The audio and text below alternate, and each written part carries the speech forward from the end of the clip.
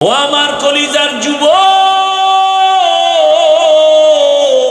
আমি তোমার পায়ে হাত রেখে বুঝাবার জন্য আসছি, আঘাত করার জন্য আসি নাই।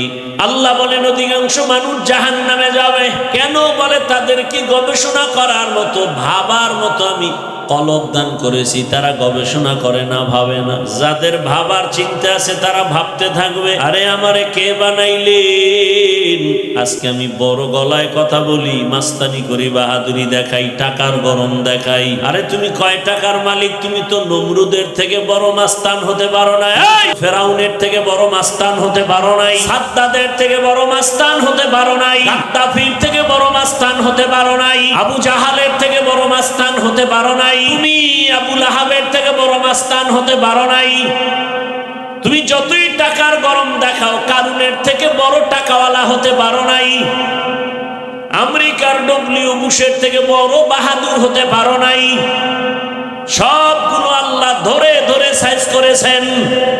তোমাকে ধ্বংস করতে আমার মাওলার কিছু লাগবে না।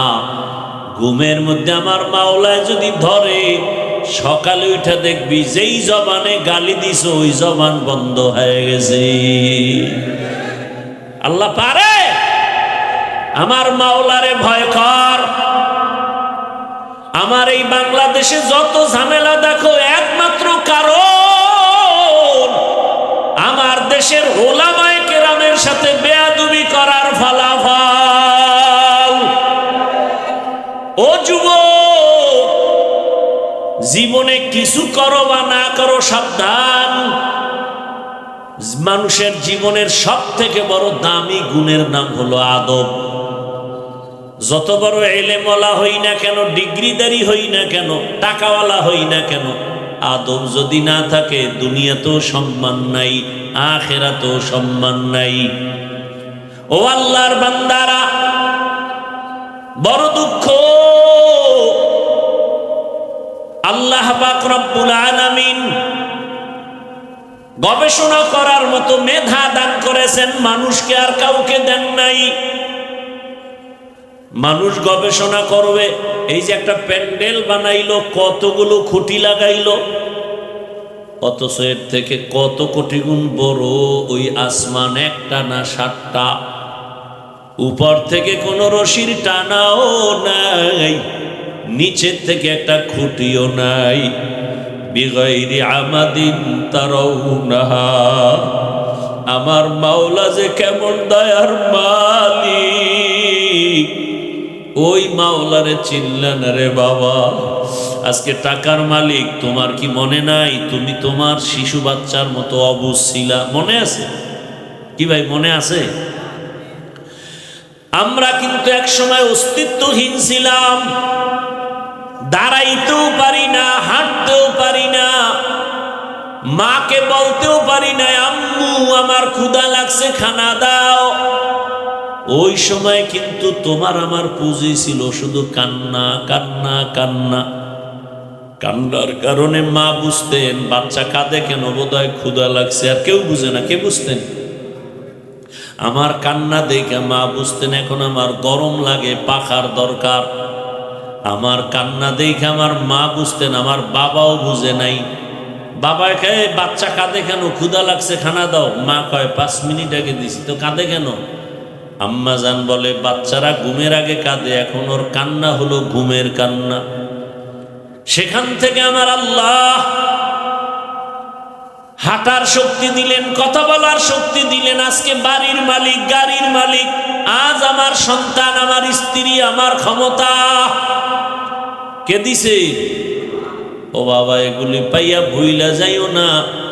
গবেষণা কইরা চিন্তা করা দরকার। বাড়ির মালিক আমারে কে বানাইলেন, তারে তো চিনলাম না। স্ত্রীর মালিক আমাকে কে বানাইলেন, তারে চিনলাম না। সন্তানের মালিক আমাকে কে বানাইলেন, তাকে চিনলাম না। ওই আসল মালিকের না চিনলে তো আমি জাহেল, বড় মূর্খ হয়ে গেলাম। এরে নবীর উম্মতের দল, ও যুবক বাবারা, তোমার ওই যুবকের তেজস্বী সততা দেখাও কি তোমার দিল কাঁদে না? আরে মনে শখ লাগে মানুষের, এরে দাড়ি কাটলে না জানি একটু মজা লাগে। আচ্ছা কাটছো তো, এবার তওবা করো। তোমার মনে আশা জাগছে পার্কে পার্কে ঘুরলে মজা, অনেক দিন তুমি ঘুরছো, এবার তওবা করো। মনে তোমার আশা সারা রাত মোবাইল চালাইলে কি না জানি মজা, এবার তওবা করো। এরে নবীর উম্মতের দল, অনুরোধ করে বলছি রে বাবা, কয়দিন আর বাহাদুরি করবা? তোমার চোখের সামনে তাকায় দেখো না, গাড়ির চাকার তলে যুবকের লাশ, ঘুমের বিছানায় যুবকের লাশ, নদীর মধ্যে পানির ভেতরে যুবকের লাশ। ও যুবকেরা বলো, ঘুমের মাঝে কেউ মরে না? তুমি যদি মরিয়া যাও, কালকে তোমার লাশ কবরে একদিন হয়ে যাবে। ও যুবক বাবা, ও পর্দার আড়ালের আম্মা জানেরা, আমার আল্লাহর ভয়ের জন্য আল্লাহ বলেন আমাকে ভয় করো। আমার ভয়ের নাম তাকওয়া। ভয় করার মতো ভয় করো। মুসলমান না হইয়া কেউ কবরের দিকে রওনা দিও না। এজন্যই তো ওলামায়ে কেরাম বলেন, বক্তা হইছি, মাওলানা হইছি, কিন্তু এখনো খাঁটি মুসলমান হতে পারি নাই। মুসলমান তো জবানে গালি দিতে পারে না, মুসলমান তো জবানে গীবত করতে পারে না, মুসলমান তো ওই জবানে মিথ্যা বলতে পারে না, মুসলমান তো কারো ক্ষতি করতে পারে না, মুসলমান ইচ্ছা করিয়া কারো অপমান করতে পারে না। আল্লাহর রাসূল বলেন, খায়রুন নাস মান ইয়ানফাউন নাস, ভালো মানুষ ওই ব্যক্তি যার দ্বারা অন্যের উপকার হয়, ক্ষতি হয় না। ও আল্লাহর বান্দারা, ও পর্দার আড়ালের মা বোনেরা, আপনার মতো মা বোন এই এলাকায় এখনো আছে, 5 ওয়াক্ত নামাজ পড়ে, স্বামীর মাল হেফাজত করে, বেপরদায় চলে না। আপনারা একটু জবাব দেন, এরকম মাই এলাকায় আসেনি? যুবকেরা, সত্য কথা মানো আর না মানো, স্বীকার করো, তোমার মতো যুবক স্কুলে পড়ে, কলেজে পড়ে, 5 ওয়াক্ত নামাজি আসেনি? তোমার কপাল কেন এত খারাপ? তুমি কেন নামাজ আদায় করতে পারো না? তোমার মতো যুবক র্যাব, আর্মি, পুলিশ, বিডিআরের চাকরি করে, নামাজি নাই, তুমি কেন পারো না? তোমার মতো যুবক নদীর মধ্যে মাছ ধরে, কৃষি কাজ করে, রাস্তায় গাড়ি চালায়, 5 ওয়াক্ত নামাজ পড়ে, তোমার অন্তরকে প্রশ্ন করো, তুমি পারো না কেন? আমার মাওলার কোরআনটা কি মিথ্যা মনে করেছো? যদি বলো হ্যাঁ, তো একটা প্রমাণ দে, খোদার কসম, কোরআনের একটা ভুল বের করে দেখায়, এখন আমি দাড়ি কেটে ফেলবো। আর আল্লাহকে ডাকবো না, কারণ আমার আল্লাহ একজন আছেন, জান্নাত আছে, জাহান্নাম আছে, ইসলাম আছে, সব কিছুর মূল দলিল কোরআন। ওই কোরআনে যদি ভুল থাইকা যায়, সব ভুল। কিন্তু তুমি কেন 1500 বছর পর্যন্ত বহু বাহাদুরেরা আল্লাহর কোরআনের ভুল বের করার অপচেষ্টা কম করে নাই? আজও পর্যন্ত একটা ভুল বের করতে পারে নাই, বরং এই কোরআনের কাছে আইসা মাথা নত করে কালেমা পড়ছে। ও যুবকের, একটু জবাব দাও, কোরআনের ভিতরে কি জান্নাতের বয়ান আছে? বলুন, আছে? কোরআনের ভিতরে কি জাহান্নামের বয়ান আছে? কে জান্নাতে যাবে, কে জাহান্নামে যাবে, তাও বয়ান আছে। ইন্নাল আবরারা লাফি নাঈম ওয়া ইন্নাল ফুজ্জারা লাফি জাহিম। নেক আমলওয়ালারা জান্নাতের পথিক, গুনাহগার যারা তারা জাহান্নামের পথিক। ও যুবক, আমি কিন্তু একবারও বলি নাই আমার মতো হুজুর হও, স্কুলে তালা দাও, মাদ্রাসায় যাও, একবারও বলি নাই রে বাবা। আমার দেশে মাওলানা, মুফতি, মুহাদ্দিসের আলহামদুলিল্লাহ অভাব নাই। কি ভাই, অভাব আছে? নাই। আবার মাওলানা বানানের বয়ান করনেওয়ালারও অভাব নাই। কিন্তু আমি এই লাইনে বয়ান একটু বেশি করি, কারণ আমার সোনার বাংলাদেশে আদর্শ ডাক্তারের অভাব, আদর্শ ইঞ্জিনিয়ারের বড় অভাব, আদর্শ প্রফেসরের বড় অভাব, আদর্শ ওসি, ডিসি, এসপির বড় অভাব, আদর্শবান মেম্বার, চেয়ারম্যান, এমপির অভাব। আমি চাই তুমি ডাক্তার হও, তবে আদর্শবান ডাক্তার হও। আমি চাই তুমি আদর্শবান ইঞ্জিনিয়ার হও। আমি চাই তুমি আদর্শবান প্রফেসর হও। তোমার আদর্শ দিয়া এলাকাকে আলোকিত করো। ও যুবক, doctor, professor, engineer, OC, DC, SP 5 ওয়াক্ত নামাজি নাই। সেদিন এক জায়গায় গিয়ে শুনি ওই উপজেলার পিওনো না ইওনো প্রতিদিন ফজরের নামাজ এক এক এলাকার এক এক মসজিদে গিয়া পড়ে। আমি ভাবলাম এই লোকটা যদি পিওনো সাহেব কোন এলাকার মসজিদে গিয়া ফজর পড়ে, তার মানে সে তাহাজ্জুদ পইরা রওনা দেয়। কথা বলেন না কেন? তাহলে এরকম যদি ওসি সাহেব, ডিসি সাহেব 5 ওয়াক্ত নামাজ পড়ে, এসপি সাহেব নামাজ পড়ে, তাহলে ময়দানে কোরআনের বয়ান চলতে গিয়া কোন সুদখোরের পিছনে অনুমতির জন্য দৌড়ানো লাগবে না। কোরআনের বয়ান হবে, মানুষের পাও ধরে ধরে বয়ান করি।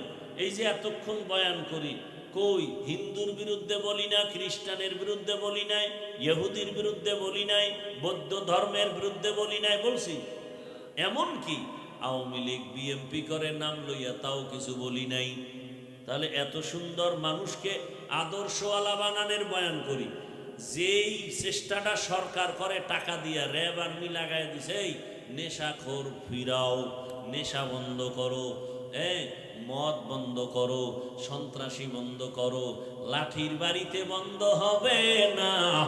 একমাত্র বন্ধ করার মেডিসিন হলো কোরআনের বয়ানের তাকওয়া। হর কে দারত খৌফে হকদার দিল মদগম জন্নতুল মাওয়া দেহত রাম কাম জুজবা হক চি জে মখাজ ইনসুজা ফজলে উ আমস্তে দর জুমলা জাহান। এরে নবীর উম্মতের দল, ও আমার কলিজার যুবক, তোমার মতো যুবক ঢাকা কলেজে লেখাপড়া করে, মাথায় পাগড়ি, বড় দাড়ি, বড় জামা। মিথ্যা বলছি? তুমি পারো না কেন? আমি তো কলিজা দিয়ে বলি, এই একজনের দাঁড়ায় কয়, হাফিজ ভাই পাওটা ধরবা, ধরলে আমি আর গুনাহ করব না, বল আমি নিচে নেমে আসি। আমি তো তোর সম্মান চাই। আমি চাই গোটা দুনিয়ার মানুষ তোমাকে চিনবে। এক ব্যক্তি ডাক্তার জাকির নায়ক, গোটা দুনিয়ার মানুষ চিনে না। ক্ষমতার গরম, টাকার গরম, একমাত্র সুন্দর চরিত্র, নৈতিক আদর্শ। এক সময় মাযহাবের বিরুদ্ধে অনেক লেকচার দিয়েছে জাকির নায়েক, কিন্তু পৃথিবীর একজন কলামিস্ট, একজন বড় বুজুর্গ দার্শনিক, পাকিস্তানের শরিয়া বোর্ডের জাস্টিস আল্লামা তকি ওসমানী দামাত বারাকাতুহুমের হাতে হাত লাগছে। হুজুরে 10 মিনিট বয়ান দিছে, জাকির নায়েক এবার 40 মিনিটের লেকচার দিয়া কয়, মাযহাব না মানলে ইসলাম মানার কোনো রাস্তা নাই। এবার অন্ধভক্তরা পাগল হয়ে গেছে, কইল কি? আহ ও যুবক, আমি চাই তুমি সম্মানের শিখরে যাও। ডাক্তার হলেও যেন গোটা দুনিয়ার মানুষ তোমাকে চিনে। 5টা বছর গুইনা গুইনা মোবাইলটা পানিতে ফালাইয়া জিদ কইরা দাঁড়া, যার গুনাহ করব না, চরিত্র ঠিক রাইখা ডাক্তার হয়ে দাঁড়া। চ্যালেঞ্জ দিয়ে গেলাম, গোটা দুনিয়া আজকে 500 টাকার জন্য পাগল হয়েছ। গোটা দুনিয়ার টাকাওয়ালারা তোর কদম চুমবে, 2 হাত দিয়ে টাকা নিবি, টাকা নিয়ে শেষ করতে পারবি না। সম্মান হবে বোনাস, তবে চরিত্র সুন্দর লাগবে। আর 3 জায়গার দোয়া লাগবে। কয় জায়গার দোয়া? 1 নম্বরে মা বাবার দোয়া, দ্বিতীয় শিক্ষকের দোয়া, তৃতীয় উলামায়ে কেরামের দোয়া। লেখা রাখ, মা বাবার যদি দোয়া থাকে তুই 0 থেকে হিরো। এই 3 জনের দোয়া পাইলে তোমার মতো দামি কেউ হতে পারবে না। এবং এটাও লেখো,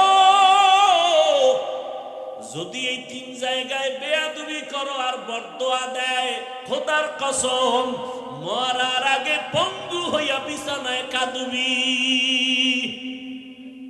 লেখা রাখ ভালো করে, যদি আমার কথা তুই মিথ্যা প্রমাণ করতে পারো, মরিয়া গেলে আমার কবরে থুতু নিক্ষেপ করে আসিস। আমি বলে গেলাম, লিখে রাখ। আর কথাগুলো কাউকে আঘাত করার জন্য বলি না, কলিজার ভালোবাসা দিয়ে বলি।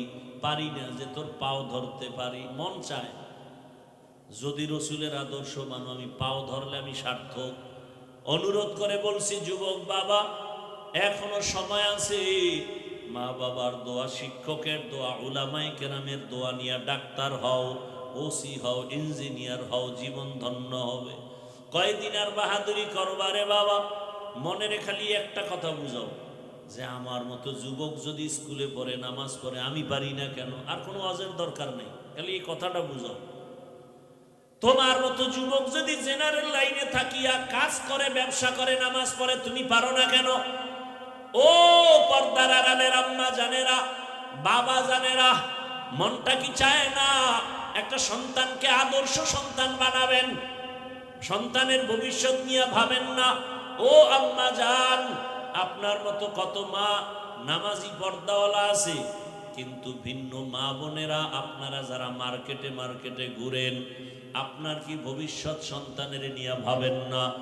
এমন আপনার চিন্তা করা উচিত, আপনি এমন আদর্শ রেখে যাবেন সন্তান যেন আপনাকে নিয়ে গর্ব করতে পারে, বন্ধুদের কাছে গর্ব করবে, আরে আমার আম্মু না আজান হলেই দেখতাম নামাজে দাঁড়াইতো। এটা গর্ব না?